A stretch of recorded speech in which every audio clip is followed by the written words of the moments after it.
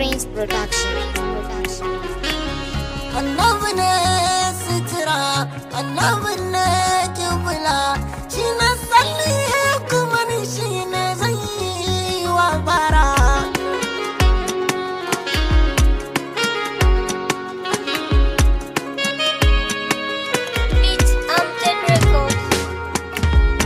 Mulkin ka ya kai mulki ya sarkin yau da jiya, kai ka sufanta jiki ka kadarta mai yayi tafiya.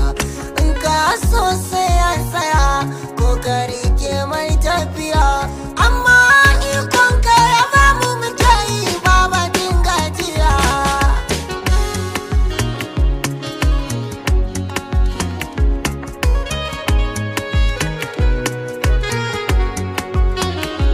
Baraunin da zai musanta akwai ka kwarai ilahu kake, har bauta ma ake da gaske ƙauyu kamar ganin ka ake.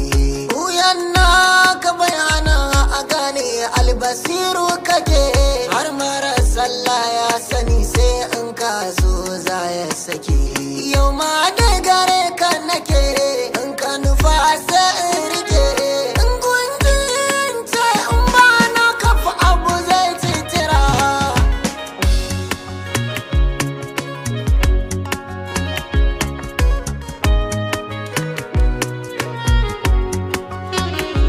Duk wata taska da ka ɓoye wacce ka bar wa kanka sani, duk wani iko wanda ke iya yi wa mulkin ka zani, duk wani abu wanda farko ko karshe suka yi wa gini, kumfa ya kunu kudura irada amlaku masu canja rini.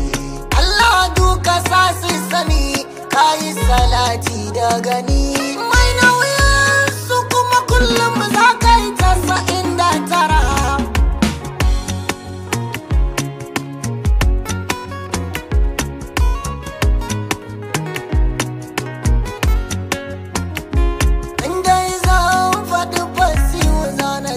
Da azara wacce yake zuwa gidanta da safe da yamma hira, santa yake da gaske malam aiki ne shirin kudura.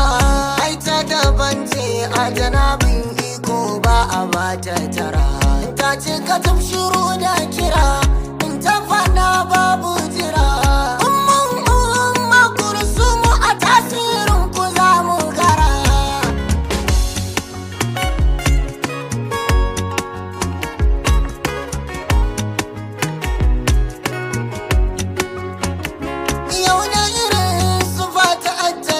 To abin ya samu shiri, wata kuka hirar nan ba wani sakai sai shi aziri. Salamar nan da ba ta furto sai a yanke to hadari, ita na yau da kwantaran sauke mahi a bani kari.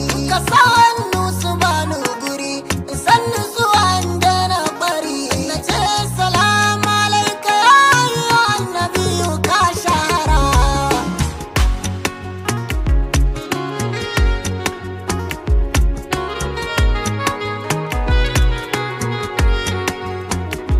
Wane ne ya suturta gidanku yake masu tira?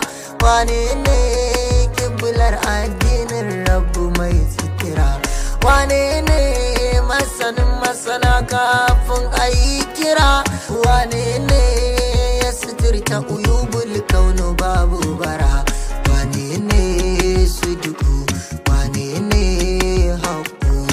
Ko babu shari'in bayani kasan a ina zan